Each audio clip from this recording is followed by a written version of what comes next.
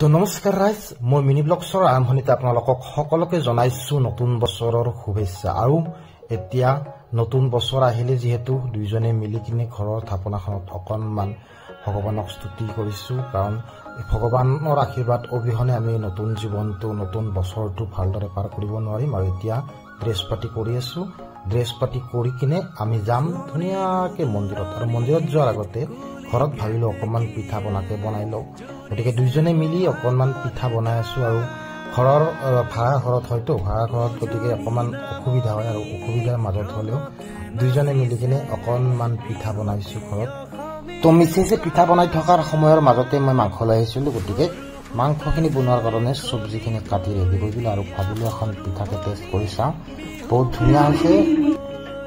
মিছেছে যিহেতু ধুনীয়াকে সৰু সৰুকে পিঠাবিলাক বনাইছে, আৰু মই ভাবিলো এখন ময়ো পিঠাকে বনাই চাওঁ, কাৰণ জীৱনৰ প্ৰথমবাৰৰ বাবে পিঠা ট্ৰাই কৰি চাই আছো। আজি কেনেকে পিঠা বনাই, পাৰিম নে নোৱাৰিম, ভাঙি যায় নে নাযায়, তাকে ট্ৰাই কৰি চালে। আৰু ধুনীয়া হৈছে পিঠাখন।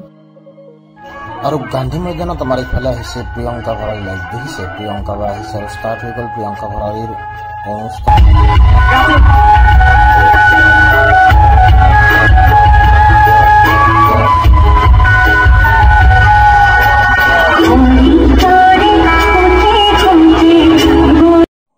আৰু বিহুৰ প্ৰথম দিনাই দেখিছে গান্ধী মৈদানত মানুহ, আৰু অহাকালি আছে পাপন দাস।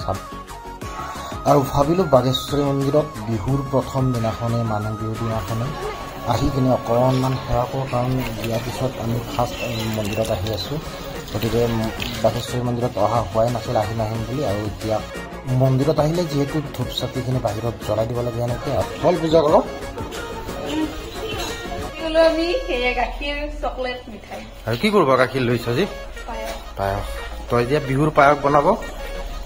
তো ভিডিঅ'টো ইমানতে সমাপ্ত কৰিলো। Bye bye, take care, happy Bihu.